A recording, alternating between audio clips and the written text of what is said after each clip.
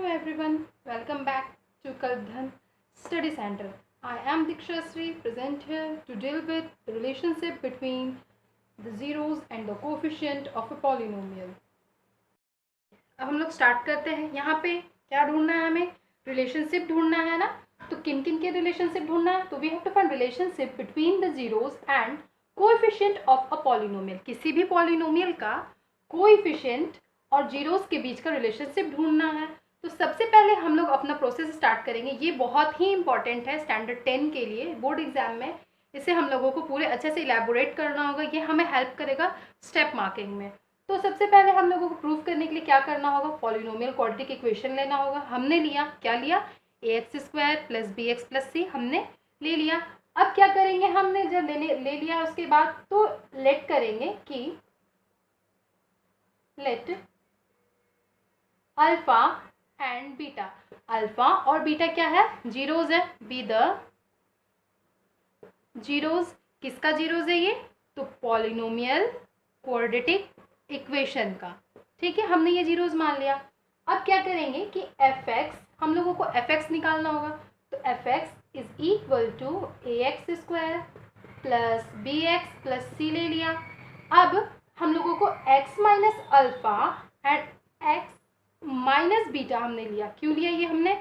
इसलिए लिया क्योंकि फैक्टर निकालना होगा. तो इसका जो फैक्टर है वो है x minus alpha and x minus beta.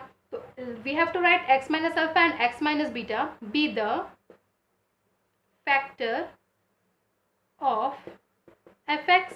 Now हमने ये लिख लिया. अब क्या करेंगे हम कि fx is equal to constant term x minus alpha and x minus beta लिख सकते हैं ना. क्यों लिख सकते हैं? क्योंकि ये वाला जो है ये दोनों इसका फैक्टर है.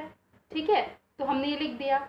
अब fx is equal to multiply करना है. तो इन टर्म को बाहर रख के इन वाले को इनके साथ, इस वाले को इसके साथ, इस वाले को इसके साथ मल्टीप्लाई करेंगे. तो क्या आएगा? x² minus alpha plus beta x and minus और प्लस अल्फा इंटू बीटा. ये आ गया. अब ये क्या होगा? इस टर्म को इसके साथ, इस टर्म को इसके साथ एंड सिमिलर इस टर्म को इसके साथ मल्टीप्लाई करेंगे. तो क्या आएगा? आएगा kx² minus constant alpha plus beta x plus alpha into beta. अभी कांस्टेंट टर्म भी तो आया है ना, तो इसे भी हम लोग लिख लेंगे. ठीक है, चलिए अब क्या करेंगे? fx जो है वो ax² plus bx plus c लिख सकते हैं ना, क्योंकि दोनों तो इक्वल ही है. तो हमने वो लिख लिया.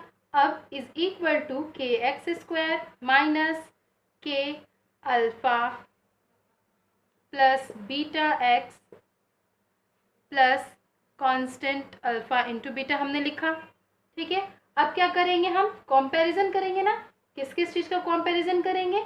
तो कंपैरिजन बिटवीन द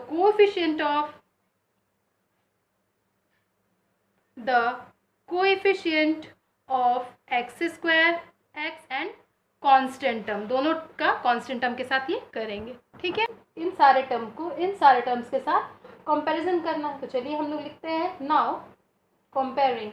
अब हम लोग कंपेयर करते हैं. तो कैसे कंपेयर होगा? यहाँ पे x² का x² के साथ. तो क्या आएगा?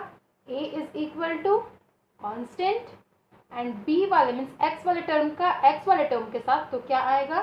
Constant alpha plus beta and constant term का इस कांस्टेंट टर्म के साथ. That means c is equal to k alpha into beta means constant term alpha into beta. ये आ गया. अब देखिए यहाँ पे ये वाला जो माइनस है वो यहाँ पे आएगा, क्योंकि इस वाले का माइनस तो लिखना होगा. यहाँ पे क्या होगा कि ये प्लस में हो जाएगा. तो यहाँ पे प्लस का साइन कोई ये नहीं, इशू नहीं है, वो चलेगा यहाँ पे. अब सबसे पहले यहाँ पे चीज़ क्या कर दी हम लोगों ने कि ये कंपैरिजन कर लिया.